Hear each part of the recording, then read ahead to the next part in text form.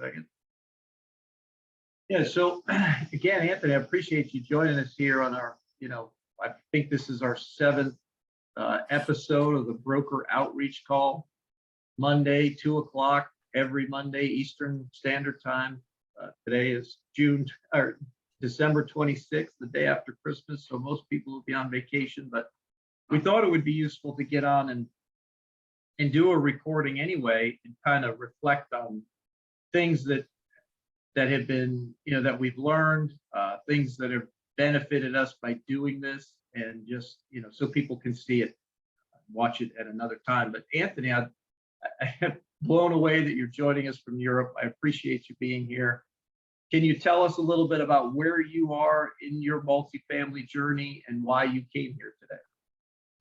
Well, I am at the very beginning. I am a complete newbie in terms of real estate. Okay. And yeah, that's basically why I'm on here. I'm trying to kind of get a feel for reaching out to brokers, right? Getting them to actually, be engaged with me, which is pretty difficult being on the other side of the world. Right. That's the challenge. I don't want to invest in Europe. Okay. Because of it's not really landlord friendly over here. Understood. Right? We have plenty of states here where it's the same thing, right? Yeah. Ed exactly. lives in one. I live in a landlord friendly state, but I am currently visiting. My whole family's in New England. I'm not looking to invest here. It's just not, from a business perspective, it doesn't make sense. So no, it doesn't.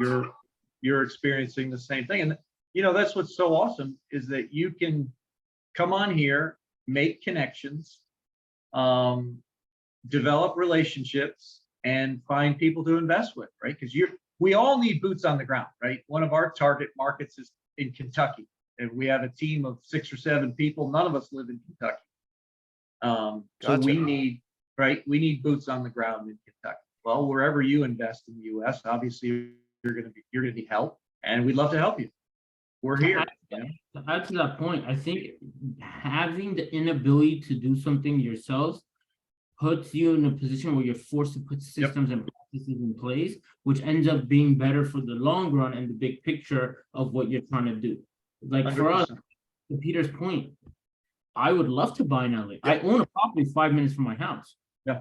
That's the only one I'm planning to own in the foreseeable future. And yeah, it's convenient, but it's annoying. Like if I get a call at night, something happened, I show up, because it's like, okay, if I don't, no one else is, and I haven't put the systems in place for someone else too. So I'm like, why? It's 5 minutes away, I'll do it. Whether it's a gas shut off or a leak or an issue, whatever, all right, we'll figure it out ourselves. But if it's another state and I can't get there in 5 minutes, you end up putting the systems and people and processes in place, and you get better at multiplying, which is everyone's goal. Having 1 or 2 is nice, but if you're looking to scale, you have to have systems and processes in place. And being away from your backyard is the best way to do that, in my opinion. Or being such a big task that you can't do it alone either. Like, I'm not saying don't invest in your backyard. If you have a good deal that's 100 units in your backyard, and it makes sense to purchase, and you have the means to purchase it, yeah, you do it. But then you have to have like that realization, like, okay, I have to put systems in place because this is too big. I think it's really important to have those processes in place. I'm actually curious, and I'm going to open this for everyone. If it is your first introduction into real estate, why choose multifamily right away over single family? I'm curious to hear everyone's reason for that. Well, for me, why start small? Right? I need this to be a passive income kind of deal. And I cannot be just a cash investor, right? The returns are not good enough. That's one of the reasons for me. Like you mentioned, I need systems in place. I need management in place. I can do that with a quadplex or whatever you call it. Yeah. Right. Having 4 units, that's not good enough. I was actually looking at that before, and I couldn't make it work for the obvious reasons. So yeah, I'll start looking for. So I'm looking for something that's 40 plus units, because at that point I think you can kind of make it work with having some boots on the ground there, somebody that actually takes care of. And for me, that's really important because obviously I'm not in the US, right? What's the number you were saying, Anthony? 40 plus. 40. Okay. Yeah. I thought I heard 4, and I'm thinking I'm going to encourage you to go bigger than 4. Yep. 40's a regional. I will still encourage you to go bigger, right? I love the way you're thinking, especially this early on in the process. Bigger is probably better. I would suggest even bigger than 40 is better. Just attracts more attention from bigger players. At the end of the day, I think we've reached a consensus that it's probably easier to raise the capital necessary for those bigger deals. You kind of get stuck in this la-la land with, Yeah, I've heard it before. Yeah, and I agree with it. It's a bit daunting, I guess, if that's the right word Sure. to use. To It's intimidating, big numbers, right? right? Yeah. Yep. So this is I'm gonna ask a question that I want you to think about that I don't know if you have the answer to yet. I would look into how you can multiply people's money from Europe. Like if you have investors or friends in Europe, and how you can use the resources and strategies. I have no idea where that even begins. I'm sure I know there's places, like I can find out places to look for that, but I would look into how you can use European money to invest here and give them a bigger return than they could ever get in Europe. Oh, Is that- 100%. I've been thinking about that, about getting investors to invest in euros, because the euro is declining. There you The go. dollar is getting much stronger, and like you say, well, the cost goes down while the returns go up for them, right? It's only a win-win. So I don't want to go too deep into that rabbit hole because that's a kind of worms that we can open, and I don't think it's It's Forex games, man. Yeah, it's definitely something I'd like to talk to you about too, and maybe see how we can go and utilize those resources, because that's an incredible resource that I don't think many people can have or have the resources for. So I guess that same question to Javion too and Michelle is why multifamily if it is what you're jumping into right away instead of single family? And then I have a question actually that I think Peter, you can tie it all together. That'll be good for everyone too. Well, I'm gonna answer that. How you doing? Good. How are you? Happy holidays. I've been Phil, sick. good to for the see last- you. What's up, Peter? I've been sick for the last 3-4 days. Oh, no. Yeah. But for me, I'm in sub 2, and like I've been in sub 2 just over a year, but I really just started focusing on a single family in the last 6 months. And then following Keston, I jumped into the multifamily. And the obvious reasons now that I know that the results, the financial results that it brings. But one of the main reasons for me is that it forces me to come out of my comfort zone, and I have to partner up and work with people. I'm an introvert, and so, single family realm, basically, just cold calling and now doing the agent outreach. That's really simple. It doesn't force me. I don't really have to partner up consistently with people. You understand what I'm saying? Does that make sense? Absolutely. So with the multifamily, there's so many aspects, and everyone is not good in all areas. And you have to have a group of people to move forward. So I love that aspect. And, now that I know that it is possible that I can own with a group of people, anything over 4 units, because my limited thinking mindset was that, when you talk about $1 million plus, I don't have $1 million. Where am I going to get $1 million from? That was my thinking until I was totally introduced to the multifamily. So that's why I am here following you, Eddie. And Peter. You guys are let me ask you this, Michelle, because I know you've been joining us for a while. Mhm.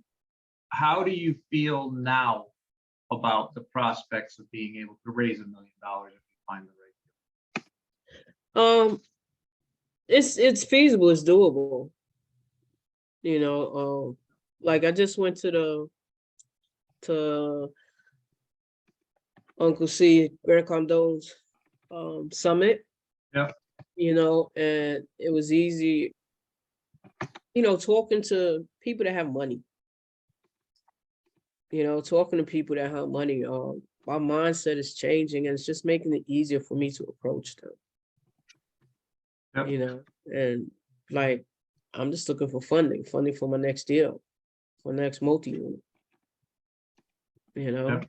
And they are, majority of them are easy to talk to. Not all of them. Some of them still swish you away indirectly. But majority of them, they're easy to talk to. Let's just start up a conversation. Where is it that you want to go and how they can help you? And a lot of them offer them help before you even ask it. Right. So did that answer your question? Yeah, absolutely. That's good stuff. I'm actually submitting a post right now because I totally failed to promote this. So we'll probably get a few more people hop on when they see the message. But again, look, everybody's on holiday, everybody's taking a day off, and that's great. But that's good to hear that your mindset has shifted, right?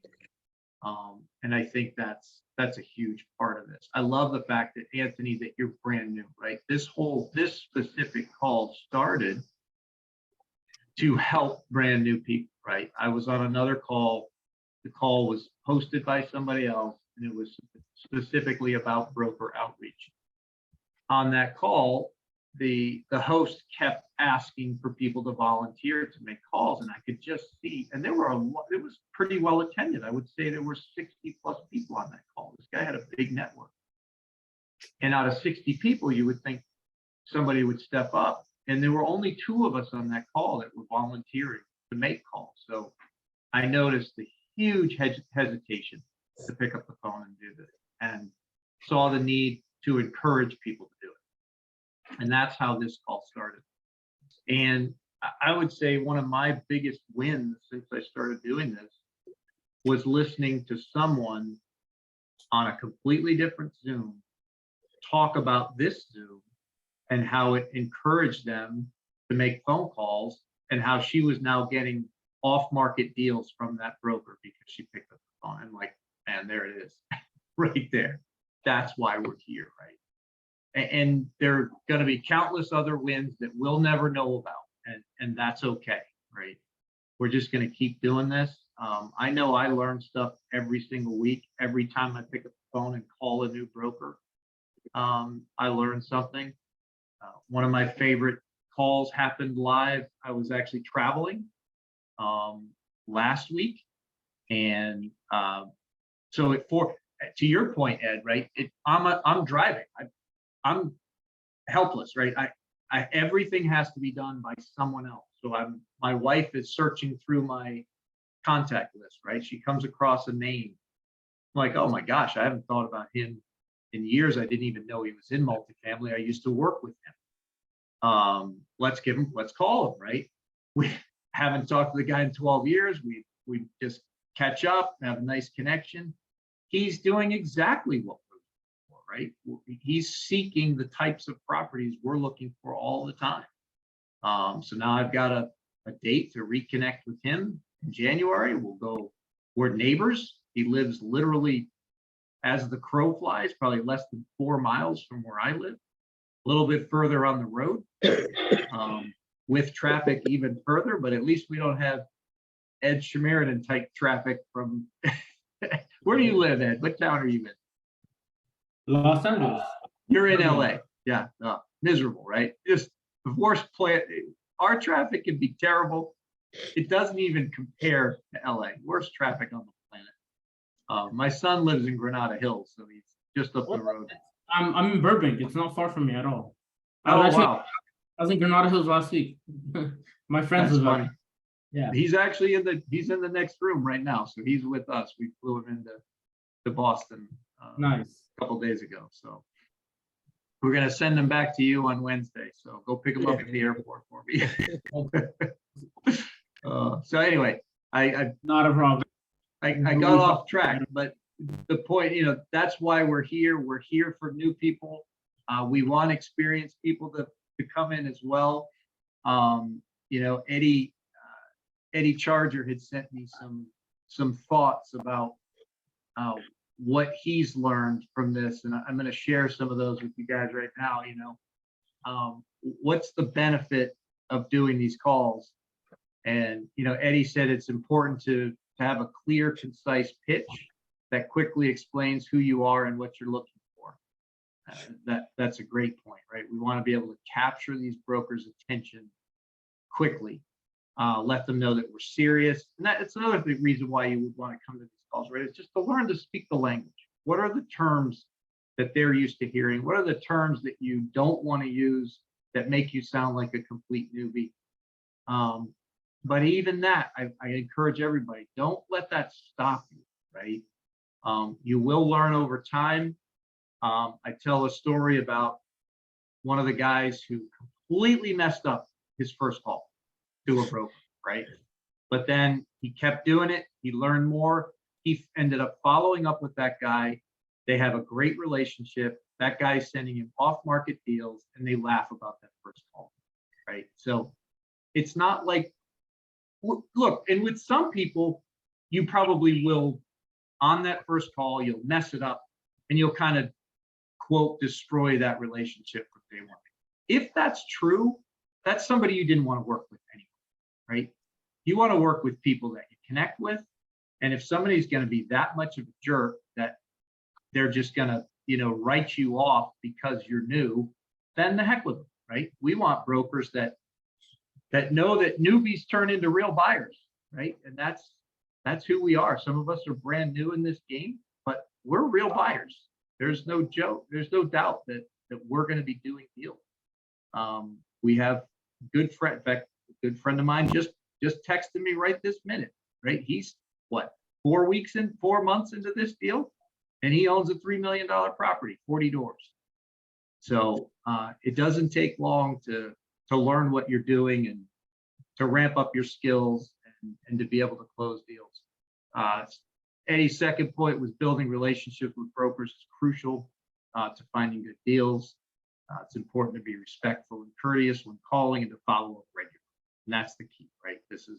That's one of the things I'm enjoying about this call as well. We do it every week, right? So sometimes we're reaching out for the first time. Sometimes we're calling these guys back, second call, third call, fourth call.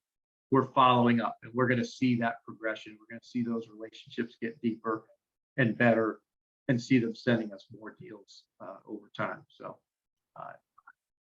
the other thing Eddie says is important to be persistent and not aggressive. Great point.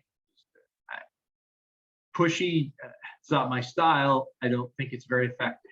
Whenever I see somebody being pushy, I just shut down, right? I tend to back off from that. And I think a lot of your brokers will do the same. So, we talk a lot about on that first call.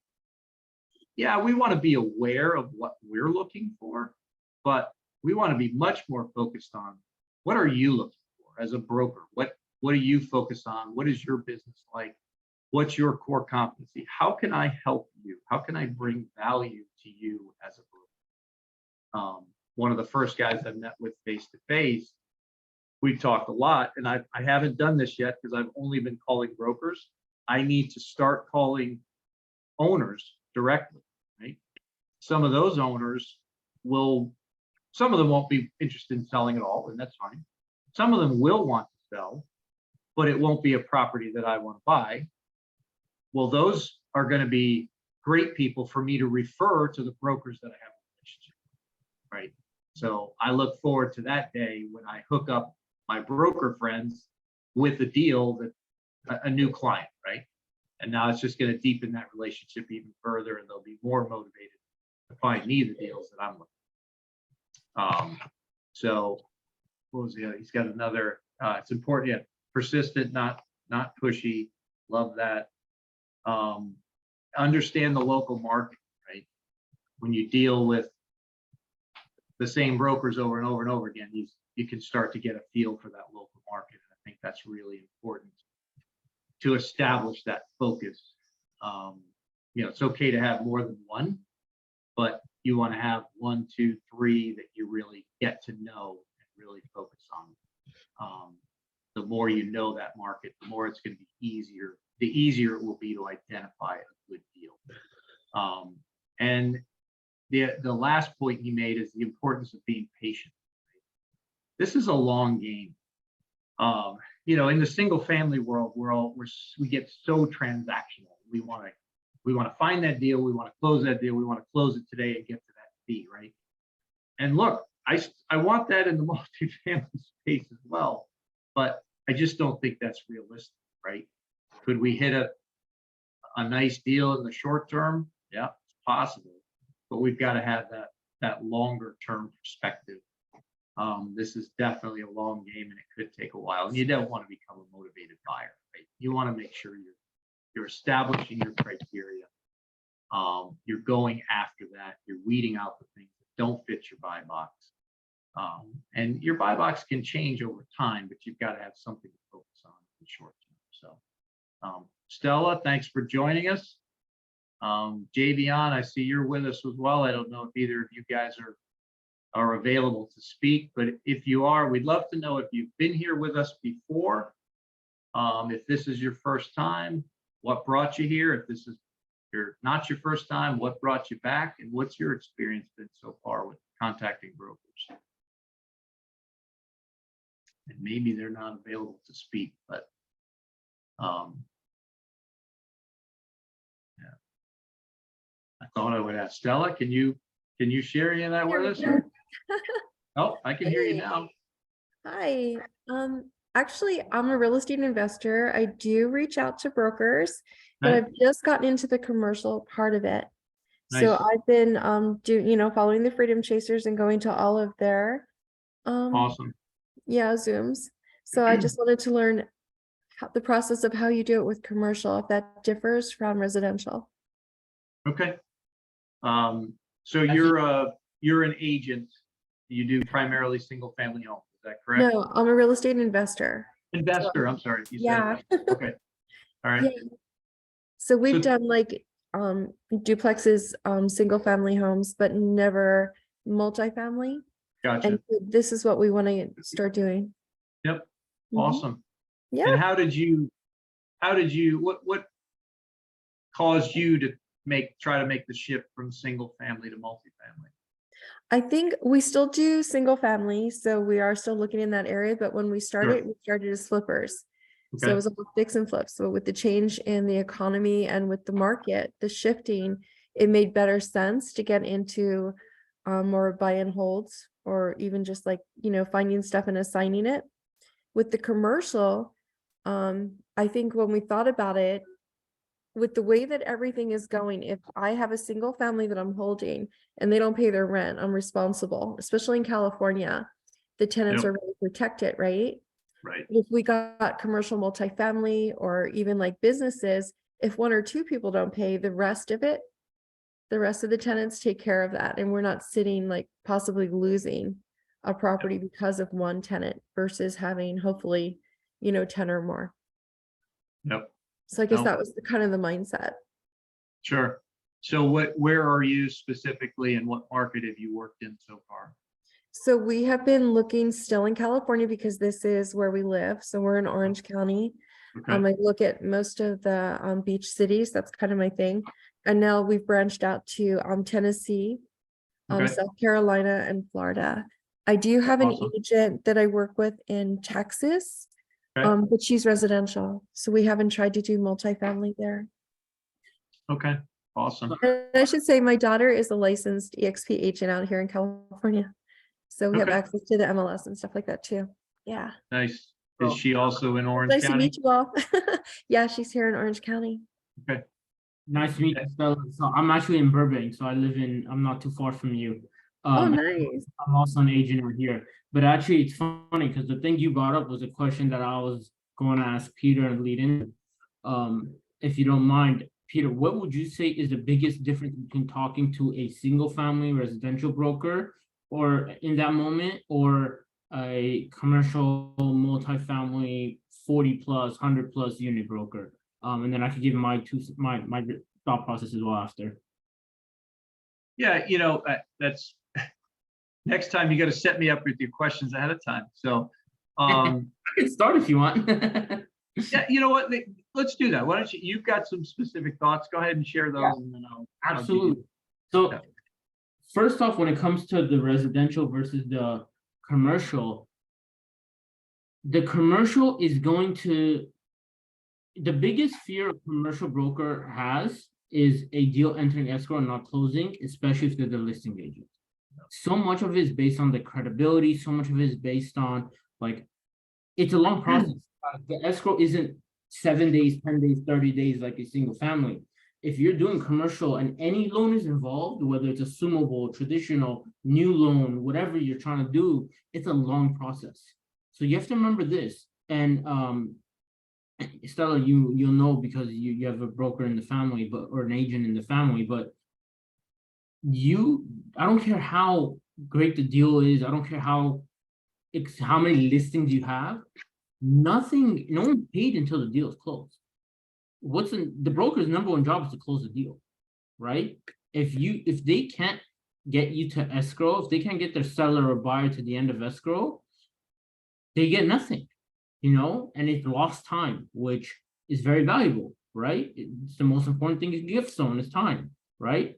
So when you're talking to a broker, always come from the perspective, and this is where I really differentiate from the single family space, because in single family, it is a volume game, like was mentioned earlier. You can go to the transactional and knock out 15 in a month, and that's not a surprise, right?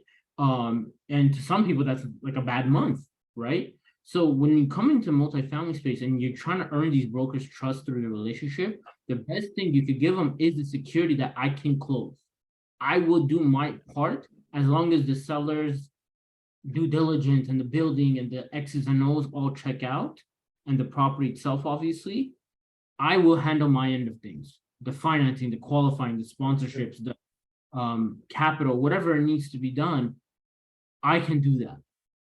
So you want to build that trust with the broker, because they will pick. I've had brokers tell me this. They will go with the offer that's not the best. They'll go with the offer that's most likely to close. Because if you lose 3 months on an escrow, your market 3 months ago, the market's in a different space than today. Imagine people who got into escrow backed out because the buyer couldn't close, and now they're looking at a different market and they shot themselves in the foot. And they're like, I lost millions of dollars potentially. So these are things to keep in mind when you're talking to a broker, because they want to make sure you can close, and that's the bottom line. Yeah, those are good points, Ed. And just for the folks that just joined us, first of all, thanks for joining us.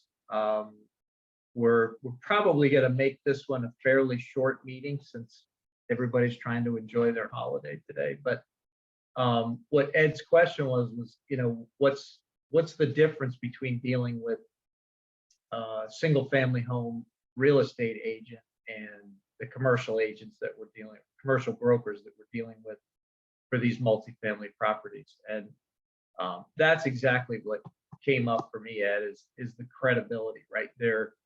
The commercial brokers are going to be very protective of that transaction, right? You can communicate with residential agents, and while they might be asking you for proof of funds and other credibility type stuff, it's a lot easier to kind of work with them without being pushed into giving you information about who you are, right? If you don't approach these commercial brokers with the right terms, with the right confidence, they're going to weed you out right away, right? Because they can't afford to go down the path with you to get you connected with their sellers and have you turn out to be somebody who can't perform. That's a huge part of their job is to make sure that you can perform. And So and I want to add real quick to your point that we've all seen it done. We've all seen people offer this. Anyone can get a proof of funds for any dollar amount nowadays. If anyone thinks like the proof of funds is the end all be all, and I'm sorry to say, if a broker really holds that much weight on a proof of funds, they're doing it wrong anyway. Because I can make a proof of funds for, give me a number and I can make it happen like this in seconds. And second thing is I don't want to say make it sound like robotic or rehearsed, but you do want to have a kind of like 30-second, they call it the 30-second elevator pitch. So for anyone that's familiar with what that is, it's if I stopped you in an elevator and I'm the CEO and I might have access to millions of dollars of capital, everything you need, can you pitch me in 30 seconds about what you do and who you are and why I should do business with you? That's essentially what you're doing. And if you can do that and do it well, my real quick synopsis, and trust me, I'm far from perfect because I don't do as much broker outreach as I used to, because I do the underwriting now, mostly, is, hey, this is who we are, this is what we do, this is what we buy. You can fill in your blanks. I am in multiple groups, and a big group specifically that owns tens of thousands, if not hundreds of thousands of units, and access to millions of dollars worth of capital looking to invest in multifamily apartments. Do you have anything available? Oh, do you have a credibility kit? Yes, I do. Here's my team, here's our bio, here's what we own, here's what we've done. We have property managers who've managed thousands of units. We have people on LP who have been through, or LP on hundreds of almost 1,000 units. And we all have management experience and been through the process. You're just building that confidence in them. And they're more likely to send you stuff. Proof of funds is not going to tell that story. They ask for a proof of funds. I raise capital to my investors. I don't have a proof of fund. If that's a deal breaker, then by all means, we either go make one up, unfortunately, because it's that easy, or we just tell them like, look, this is who we are. You're going to have to trust us anyway. The proof of funds is not going to be the reason you trust us. So don't feel like that's a big hurdle. I'm not saying like you're not going to hear it. You'll hear it, but that shouldn't be the reason you're like, oh, I have no chance with this broker now. No, you just got to have the right response. yeah, that's good stuff. And one of the things about people that come to this call, right? Some of them are brand new, and really, the reason I encourage a lot of people to keep coming back is to just hear more conversations, hear more people talk about it, hear the confidence that they learn to talk about it, right? To have these conversations with brokers, because that's the key right there, right? Look, I don't own any multifamily assets today, right? Not yet. I've owned rental property in the past. In fact, Ed, we were having the conversation. Jennifer realized she's been involved in almost 100 transactions. I have no idea how many transactions I've been involved in. It's way over 100. It might be over 200. I'm not sure if it's not over 300 because I've done it as a lender, right? So I've brokered money on countless transactions. I don't know what the number is, but I've been involved in enough that I have a lot of experience. I know what I'm doing. I don't own multifamily assets, but that doesn't mean I'm not going to own them in the future. I know without beyond the shadow of a doubt that I'm going to be part of a team that buys multifamily assets. I believe it's going to be the team that I'm on right now. But if it isn't, it will be part of another team, right? I will be involved. And that's just the attitude you have to develop. And that's not going to be easy for everybody. It's going to take some people more time than others to develop that attitude and that confidence. But that's why I encourage people to keep coming back, keep hearing the conversations, keep hearing the stories, the success stories that people are having, and just develop that. Learn to speak the language, develop the confidence, and continue to have those conversations. And I think that'll really help a lot of people. I look forward to seeing that development in people over time. I know we've had a couple of more people at us. Eric, I know you've been here before. I appreciate you joining us. Billy Burke, I feel like I've seen that name, but I'm not 100% sure. Have you been on with us before, Billy? And maybe you can't speak. Yeah, there you go. Yeah, I've been following you guys for a while. Signed up for the boot camp next week. Just been in and out. Followed you guys throughout the year whenever I had a chance. Awesome. Are you referring to Carlos's boot camp? which is Yep. tonight? That's Yes. today. Okay, Yes. all right. Yeah, awesome. Yeah, hey, there's gonna be some great information on there. Highly encourage you to join as many of those sessions as you can over the next 5 days. I'm gonna try to be there. I know again, I'm still visiting family right now. My family just left.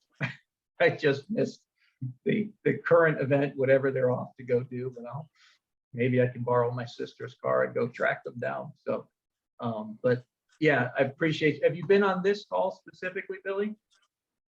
Yeah, I've been on a couple times. Okay. Have you been making any broker calls yourself? I've done a few. I definitely need to be more consistent and yes. Any wins you can share with us from those calls, or whether from a getting leads perspective or just building confidence perspective? I would say the main win is just getting some reps in and getting the practice. That's the biggest thing. It is a different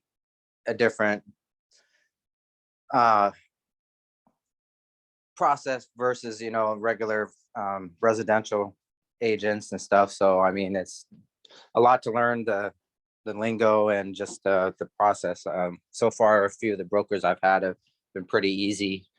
Good. A couple of them just quick to get off the phone, not diving Sure. in too deep with my question or questioning me. So Well, sometimes that's the key, right? Get them off the phone quick so you don't say anything stupid. yeah, send me the information. Awesome. Virginia, I know you've been on here before. I appreciate you coming back. Elizabeth Miller, I don't think we've seen you on here before. I've seen you other places, so I know you're very active online.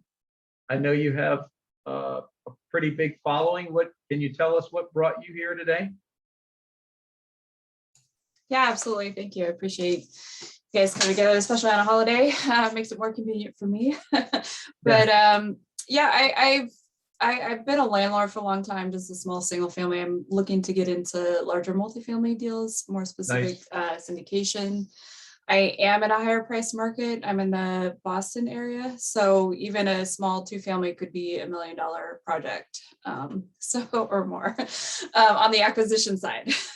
Right. So, but I've built a large network of connections within Massachusetts. So I know a lot of investors that are based in Massachusetts, but choose to invest out of state. Where I'm focusing, my activities is probably not the smartest approach, but I want to stay active within Massachusetts. So building connections in my local market. Yeah. I think about that all the time, right? So many of the folks in these groups they're looking in the Sun Belt, they're looking in red states, they're avoiding places like Massachusetts. Yeah. Somebody's got to own those buildings, right? That's what I say. Yeah, to me, there has to be an opportunity in those states, and I don't know if it's from a pricing, because clearly it's higher risk, right? It's higher risk to own a place where you can't kick people out if they don't pay you. I mean, it does. So I don't know what the play is, but I anticipate that I'll own things in New England. That's where I am. I'm in just outside of Portsmouth, New Hampshire right now. So I'm close to the Boston market as well, right? I want to own assets here where my family lives. That's just not where I'm going to start. I live in the South. I live in Georgia. Georgia's a good market. I might as well start in my own backyard, right? Yeah. But we have Ed on this call has the same issues, right? He lives in LA. There's no higher price market anywhere, right? And we're not really overly motivated to own in California to start with, right? But if you find a killer deal in your backyard, Ed, what are you gonna pass it up? I own it now. I own property. We have property through my family and stuff. Now am I gonna go and preach to 100 people hey, yeah, come buy in California, invest with? No, of course not. But I agree with Peter's point too. It's do I want to add to my portfolio here? Yeah, 100%. Because I know long term it's the best play. Is it the best play today or short term? No, I almost never. If you break even at the point of purchase is a miracle in California. Month to month. But I absolutely agree, and I like the perspective as well of trying to stay in your backyard, trying to stay where you're comfortable. And at the end of the day, if you're an expert at it and you have the resources, I don't think it really matters where you are investing, as long as you're confident in yourself and that market, which obviously that's a good market as well. And I think it's actually funny because we were talking about it right before a few more people came on, so you missed the conversation, was about putting the systems and processes in place and putting the right people in the right position. So it's very interesting how you can really you can build those systems in your backyard and then eventually scope out based on what happens. And it's all about opportunity. If the right thing comes to the table, you just take it down, right? So I think someone was asking a good question. Yes, we are doing these every week. Is it the same Zoom link, Peter? Yep. It's on the web, the link you sent, right? Yeah. It is. Yep. Perfect. So, does anyone else have any specific like outreach questions or anything specific in regards to markets or just anything in general? I have one if you'll humor me. Absolutely. Okay, so I know the approach in the conversation. I hopped into a few or saw some YouTube videos. It's always been to brokers, but what about an approach or a conversation with property managers? Is there any lead in that way just to get the connection? And maybe that's more owner direct approach versus working with brokers directly. But is that an approach or a prospecting lead you've made connections with? So I know I haven't. I don't, Ed, have you done any of that? So I actually like property manager outreach. It's just here. So is it harder to get a hold of somebody? Yes, because a broker, you know who you're looking for. You know, if I'm calling a company, no matter what type of company it is, finding the person who has all the information is sometimes difficult. That's one hurdle. I'm not saying that should shy you away, but it's like you might call a property management company and someone lower level will pick up. And you're like, oh, I'm looking for information on XYZ, or I'm looking for this. Can you help me? They're like, oh, let me try to get a hold of someone who can. If they can, you got lucky. Great, amazing, cool. We're gonna have a good conversation, hopefully. If not, though, you're kind of planning like, okay, when are they here? Who can I get a hold of? Who can I talk to? That's one annoying part about it, where brokers are a little more straightforward, where it's like you usually have their cell number, which is the easiest. But I do think if you can do the property management outreach, I like it, because who's the first person that's going to find out if a property is for sale? Manager, before you even list it on the market, because that's the company that's going to be like, okay, we need to prepare for this. If they don't know, that sucks. Like, it's a messy situation that they might be upside, but maybe you don't go to the property manager, you try to go direct to seller at that point. But and also, I think where it's a little more difficult with the broker, you have more ways of building that credibility into them where you're not wasting your time. Like if I go to a broker and I see they're active, I see they have listings, I see they're involved, or they have done this, that, it's awesome. I know I'm talking to someone worth my time. But a property management company, it's like they can say whatever they want. I don't know how you're not going that far out of your way to verify their information, where with the broker, it's a little more evident online, I guess. And even then, sometimes you could get fooled, don't get me wrong. But with the property management company, it's like, okay, do you actually manage this property? Or are you just a broker trying to get a sale again? Because most property management companies, or almost all of them, are brokers. You have to be a company. So yes, I like it. The approach definitely is like they've done the outreach to the seller for you already, the same way like a broker is, but they want to stay on board. What's the biggest fear a property management company has when a property sells is the next owner going to keep me on board? That's their business. You're the client, right? So if you like, hey, I will not only add to your business if you help me get other deals that you aren't the manager for, but I'll keep you on board when I get this one, for example. That's a huge sigh of relief. And you can sign a contract for that. And if you truly like them, yeah, I would do it. Why not? If they're fair, they're reasonable rates, and they do the job that they need to, if they're helping you get the deal, yeah, that's like a kickback to them. I would 100% do that. So you can leverage that too. And I look at it like this. Sorry, this is like a long-winded answer, but it's like you're gonna need a property management company most likely anyway. So might as well build the relationships with the ones and see who actually is willing to work for you. But hey, I found out they're thinking about selling. What, like, you want to connect with the seller? They have all that information ready and available, and they're more willing to give it away than a broker is. So I have a little different perspective, Ed, on that. And first of all, I would say I agree completely. Anybody in the multifamily space is worth developing a relationship, right? Certainly can go and network with property managers. The challenge is you're not going to want to work with all of them as property managers.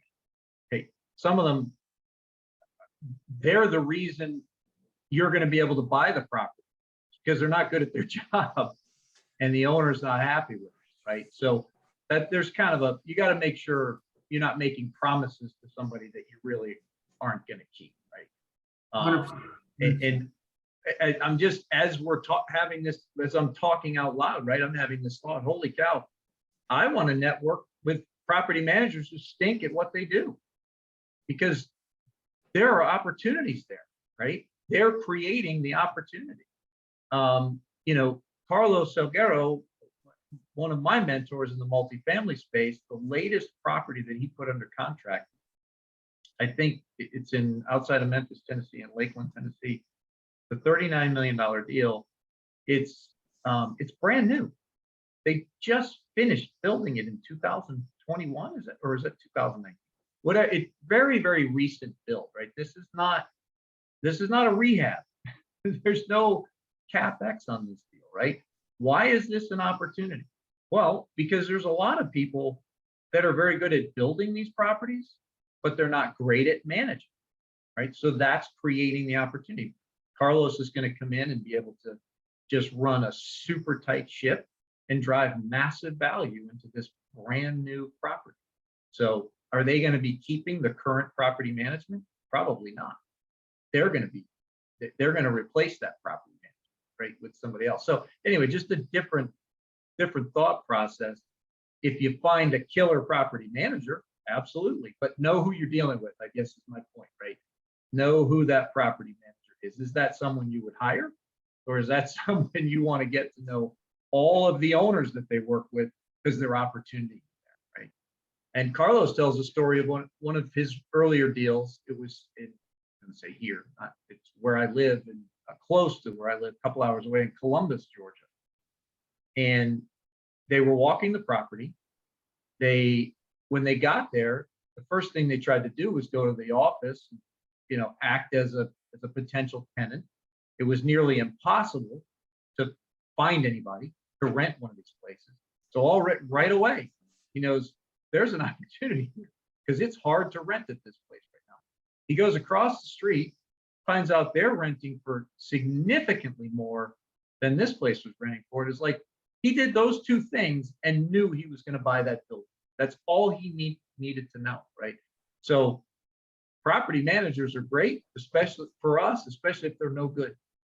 We want to identify those property managers that aren't very good and go after those owners. So anyway, we're about an hour in here, guys, and I'm happy to stay on for a little bit if people have questions.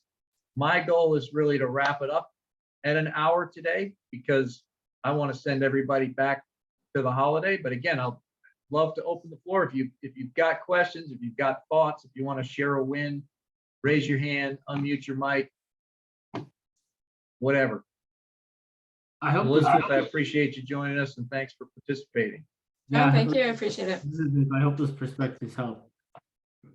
Yeah, I always love having these conversations. I love getting different perspectives. So, Michelle, you got anything else to add before we check out? No, thank y'all for being I here. appreciate you being here, Eric. I know you've been here before, but you've been quiet today. You got anything for us today? Eric might be working. What's going on? No. Actually, I was shaving my head listening. Well, keep your camera Keeping off. it Then. real. We don't need to see any of that. Okay.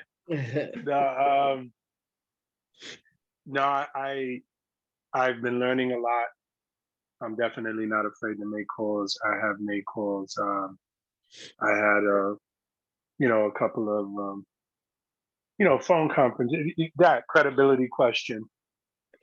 And it was funny because I'm pretty good on the phone with people, and I turned it around on him and I said, the truth is, I'm not sure that you're credible as, I had to spin it on him. Because it wasn't a matter, yeah, I spun it on him. I said, I'm not even sure that you're the right broker on it. I think that you're trying to broker off for somebody else's deal, and he got stuck. I'm pretty good at anticipating some stuff, and I think that he was stuck. He was brokering somebody else's deal, or he was on it. It wasn't really even his. It was an interesting conversation. But again, just getting the reps for me is good because I still focus on flips and I still focus on single family. But getting those multifamily reps are good because again, I'm conversating with people. They're people. You don't know what level. I have a friend who's in the business. He does Airbnb, but he is a commercial broker. Okay, so again, his level isn't this intense level like we might think we're calling somebody who's this genius on the other side, and he's really not. He's just a guy who has a property on the other side that is worth a lot of money to somebody else. And Right. if he was pretty good at what he knew, or if he knew a little better, this is how I look at it. If he knew a little better, he'd probably know how to market it a little better. Some of these guys are like, who are you marketing to? Because remember this, some of these brokers are looking for that guy, those people that do have the money, that do qualify. And they probably don't know where to find those people. So they Right. really are. They want to speak to the Peters. They want to speak to the Edwards. They want to speak to somebody who's coming to them with the ability to purchase or with what they believe. Now, some people, again, because you have people that are like, wholesaler type going in there asking, you just know that they're not coming off credible. So yeah, it'll make them be a little bit standoffish. But that's why me learning, being on these calls to learn how to make that call and to differentiate, because I'm good with differentiating where people are, but it's just knowing what to say at the right time and what not to say, and pulling back and just getting the information I need. And hey, let me jump back on a call with you later. Again, not sounding desperate, not sounding like, oh, I need everything right now. And just, as a matter of fact, hey, Peter, it was great to meet you. I'd like to get back on a call. I got some other calls to make, but I really want to, pick up on this conversation when you have when I have a few more minutes to talk. Again, sometimes even with this, you have to do a pull away and then gather yourself and get back to them. Yep, absolutely. Absolutely. Appreciate you sharing that, Eric. And Thank we you. were just wrapping this call up and we've had 2 more people join us. So Iffy, good to see you on here. I appreciate you joining us. We were just trying to hop off, but do you have any success stories you can share with us before we end this call? I know you've been doing some broker outreach. And you might be in a situation where you can't talk, and that's okay. No. Can you unmute if you're? Oh. Hey, yeah, sorry, I'm at work. Yeah, it's been going well. Every time I get a weird one, I would post in the Freedom Chasers Zoom as to what they said. But I definitely gained, confidence from, initially from hopping onto this Zoom. I know I haven't been in a while, and it's, just getting those reps in is helpful. One of the first ones I had made, which I thought was very successful, and I got feedback on it, and it turned out it wasn't very successful at all, was, because we're trying to develop relationships, right? I had this broker on the call for 15 minutes and I was, ecstatic. He was very rough. If he was a seller, he'd be one of those people that we would call red sellers, right? But when I got feedback, I was told, and I didn't know this at the time, that the initial call, very first contact, should be brief. Brief, couple of minutes. And then, you do a follow-up and then a follow-up, and that's how the relationship is built. So I've been sharing that with as many people as I've come across. But yeah, it's been going on well. I'm calling in North Carolina and Georgia, people trying to sell me at performer rates, etc. But yeah, it's been going well. Awesome. Good deal. Appreciate you hopping on. And Grant, are you able to unmute and tell us how you found us and what brought you here today? Maybe Grant can't unmute either, but that's all right. Well, if you can, Grant, let me see. If I do that, maybe that'll make it easier for you. If not, no problem. Appreciate you hopping on here anyway. Guys, the only other thing I should have said this earlier at the beginning. I'd encourage everybody when you get on here, network with each other, put your phone numbers in the chat, put your Instagram links, whatever you want to share. I'll keep it up for a few minutes, give everybody a chance to do that. A little ninja trick that you may already know, you may not. When you have the chat window open, down on the bottom right hand, there's 3 horizontal dots. If you hover over that and left click, you can save the chat. One of the options that pops up is save chat. So if you, I know it's hard to monitor the chat. I'm terrible at it. I don't do a very good job of monitoring the chat when I'm on Zoom. If you want to save it, it saves it to your PC, and then you can go back and you can capture everybody's phone number and, you know, set up meetings outside of this, make connections with people. If you're interested in the Massachusetts market, obviously Elizabeth's going to be a great person to connect with.